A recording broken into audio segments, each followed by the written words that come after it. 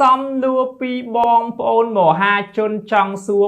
បងសមត្ថកិច្ចខាងខេត្តកំពង់ស្ពឺបន្តិចថាតើតែកងឡានគាត់មានកំហុសបែបណាបានคล้ายជាអ្នកទោសបានคล้ายជាជនរងគ្រោះទៅវិញខណៈការបើកបររបស់គាត់ស្របតាមច្បាប់ចរាចរណ៍ត្រឹមត្រូវតែជាអកុសលយុវជន3នាក់បើកម៉ូតូបាញ់ច្រាស់ទិសមកបុកចំឡានរបស់គាត់ស្លាប់ទាំង3នាក់ប៉ុន្តែជាលទ្ធផលតែកងឡានដែលបើកបរត្រូវច្បាប់បើកបរស្របតាមទិសចរាចរណ៍បែរជាមានទោសទៅវិញចឹងជាសំណួររបស់បងប្អូនគាត់សួរថាហេតុអ្វីបានជាអ្នកគោរពច្បាប់បែរជាខ្លាចជាជនរងគ្រោះបែរជាខ្លាចជាអ្នកទោសចំណែកឯអ្នកអត់គោរពច្បាប់បែរជាត្រូវទៅវិញចឹងបងប្អូនលោកបង្ហាញអារម្មណ៍មិនសប្បាយចិត្តតាក់ទងជាមួយនឹងការអនុវត្តច្បាប់របស់បងសមត្ថកិច្ចខាងខេត្តកំពង់ស្ពឺមានទាំងកាមេរ៉ាហើយបែរជាអ្នកបើកបរដែលស្របច្បាប់អ្នកបើកបរដែលគោរពច្បាប់បែរជាខ្លាចជាអ្នកទោសបែរជាខ្លាចជាជន